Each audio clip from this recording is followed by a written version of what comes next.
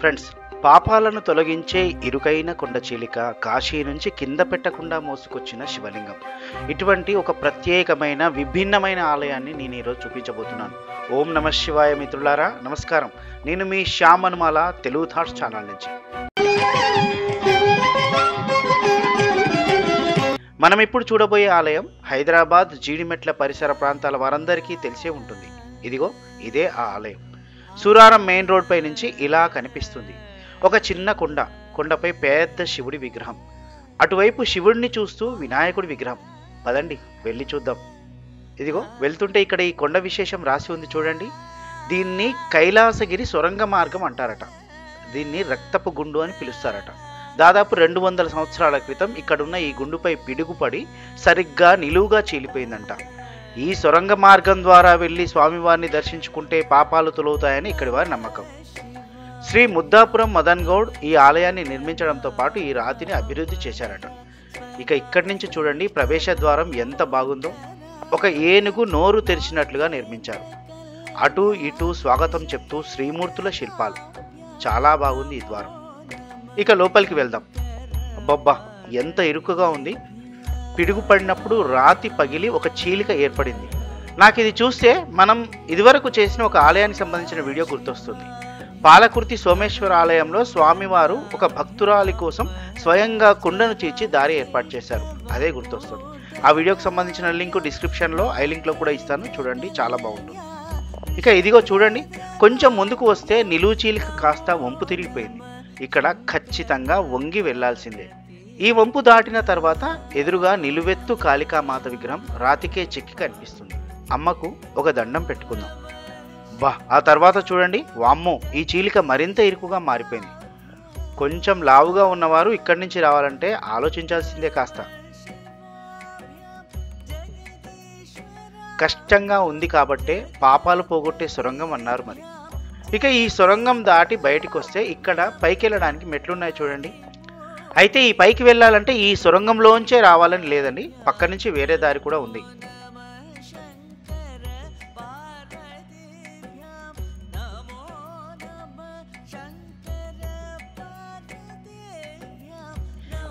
ఈ మెట్లెక్కి పైకి వెళ్తే పైన వావ్, ఎంత బాగుంది చూడండి. కొంచెం విశాలంగా ఉన్న వ్యూ పాయింట్, మధ్యలో ఒక పెద్ద ఆంజనేయ స్వామి విగ్రహం కనిపిస్తోంది.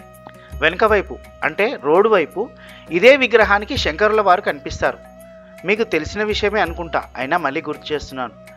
సాక్షాత్తు ఆంజనేయ స్వామి శంకరుల వారి అంశ అంటారు. అదే ఇక్కడ మనకు కనిపిస్తోంది. ముందు మనం ఇక్కడున్న ఈ వినాయకుడి విగ్రహాన్ని చూద్దాం. అటు ఇటు వచ్చేవారికి కనిపించడం కోసం ముందు వెనక వైపు వినాయకుడి రూపాన్ని నిర్మించారు. ఇక్కడున్న శివుడికి నమస్కరిస్తున్న భంగిమలో ఈ వినాయకుల వారు కనిపిస్తారు. హనుమంతుల వారు, ఇటు శివుల వారు కూడా ధ్యాన భంగిమలోనే కనిపిస్తున్నారు చూడండి. ఇక్కడ అందరూ సెల్ఫీలు దిగుతున్నారు. మనము ఇరుకైన సొరంగంలోంచి కష్టపడి వచ్చాం కదా. ఇక్కడ ఈ ఆహ్లాదకరమైన ప్రదేశంలో ఈ స్వామివార్లను చూసిన తర్వాత ఆ కష్టమంతా మర్చిపోతాం. ఆ తర్వాత కిందికి దిగితే ఈ కొండరాయి పక్కనే మనకు అమ్మవారి ఆలయం కనిపిస్తుంది.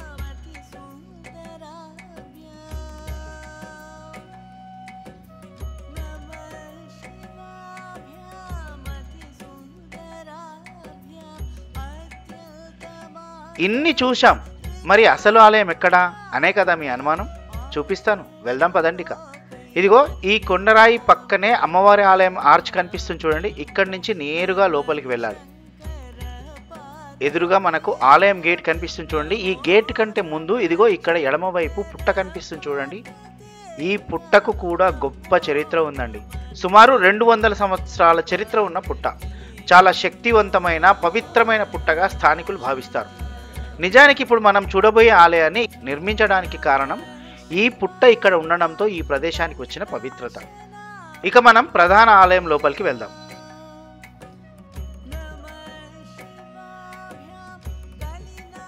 మొదట్లోనే మనకు ఎడమ వైపు ఈ సంకట విమోచన హనుమాన్ ఆలయం కనిపిస్తుంది.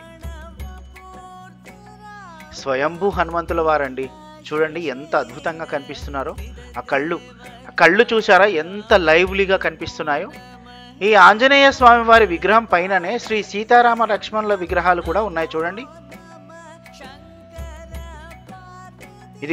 ఇక్కడే మనకు కుడివైపు ప్రధాన ఆలయం వెనక భాగం కనిపిస్తోంది. అచ్చం శివలింగం ఆకారంలో నిర్మించారు. అద్భుతంగా ఉంది కదా. ఇలా ముందుకెళ్తే లెఫ్ట్ సైడ్ ఇక్కడ సర్వబాధ నివారణ నవగ్రహాలు కూడా ఉన్నాయి.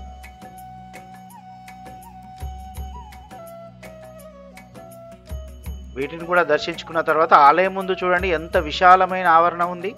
కాసేపు ఇక్కడ విశ్రాంతిగా కూడా కూర్చోవచ్చు. ఇక్కడే వెనక వైపు సహజ సిద్ధంగా ఉన్న రాతికే నందీశ్వరుడి ముఖాన్ని నిర్మించి పైన శివపార్వతులు, గణపతి, కుమారస్వామిల సమేతంగా కొలువు తీరినట్టుగా ఏర్పాటు చేశారు.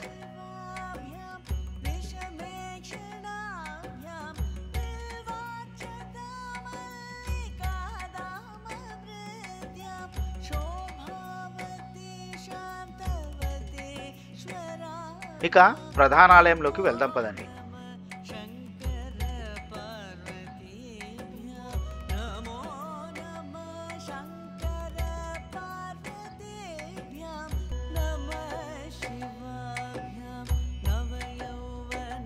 ధ్వజస్తంభం నందీశ్వరుణ్ణి దర్శించుకున్న తర్వాత గర్భాలయం ముందు ఎడమవైపు వినాయకుల వారు, ఇంకొక వైపు అమ్మవారు కనిపిస్తున్నారు చూడండి.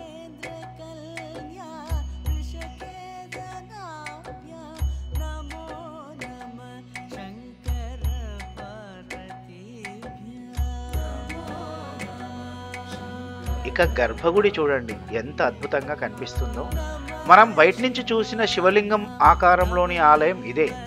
మధ్యలో ఉమామహేశ్వరుల వారు కనిపిస్తున్నారు. ఈ శివలింగము స్వయంభూ కాదండి, ప్రతిష్ఠితమే. కానీ ఇది నర్మదా బాణలింగం. అయితే ఈ లింగానికి ఉన్న ప్రత్యేకత ఏంటంటే ఈ లింగాన్ని కాశీలో గంగలో అభిషేకం చేయించి కాశీ విశ్వనాథుని సన్నిధిలో ఉంచి ఎక్కడా కింద పెట్టకుండా తీసుకొచ్చి 30 ఏళ్ల కిందట ప్రతిష్ఠించిన లింగం. కింద పెట్టకుండా అంటే నేలపై ఎక్కడా పెట్టకుండా ఒకరి తర్వాత మరొకరు ఇలా తమ తొడలపై ఇంత భారీ శివలింగాన్ని మోస్తూ మార్చుకుంటూ కాశీ నుంచి హైదరాబాద్ దాకా తీసుకొచ్చి ప్రతిష్ఠించారు.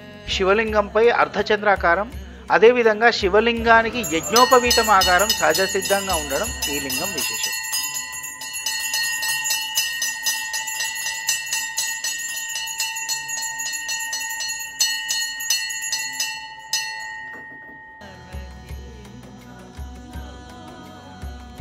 ఇవండి ఈ సూరారం ఉమామహేశ్వర స్వామి ఆలయం మరియు పిడుగుపడి చీలిన రక్తపు గుండుకు సంబంధించిన విశేషాలు.